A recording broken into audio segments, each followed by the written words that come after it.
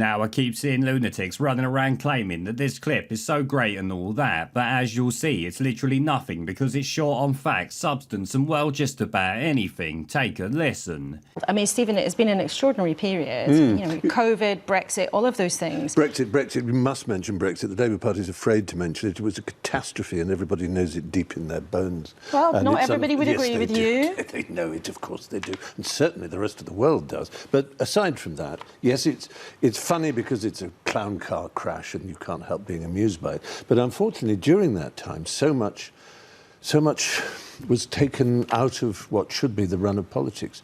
Extraordinary that you can have a conversation with an economics minister in Labour who didn't even mention the climate catastrophe coming, that there's a tsunami coming towards us. Ramon!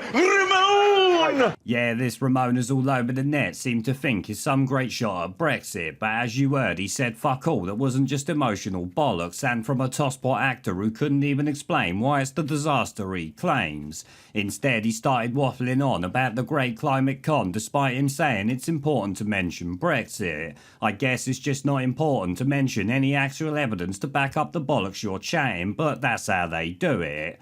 Obviously though, like most of the idiots claiming this clip is so great, he must think that the current state the UK's in is due to Brexit, which I must say does make me laugh whenever I hear it. Shit, some trout on Jeremy Vine even blame Brexit for Birmingham Council gang bust, just to show you how many straws these fuckpigs will actually clutch at.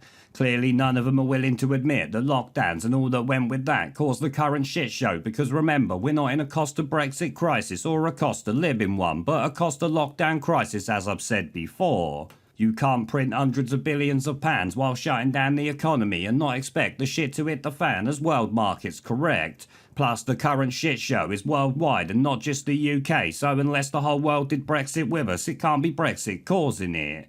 I'm just checking your math on that. Yes. I got the same thing. No, the whole world did lockdowns though, which trashed global trade, so every country being in the shit after that could be partly caused by it. And as you know, many EU countries are in far worse states than we are, but naturally Ramon in tosspots are never going to admit that, are they? They're so far up the EU's arse, it's hard to know where one ends and the other one bloody begins. Plus, they don't want to admit that the furlough nonsense they all wanted more of caused the issues that they currently moan about, because obviously that'd make them to blame for it. This, like the idiots giving out EU flags for the last night of the prom, should actually be laughed at because it shows how much winning Brexit really pissed them off even all these years later. In fact, someone get me a pickaxe, I need to go out and mine some salty bitches like it's 2019 again.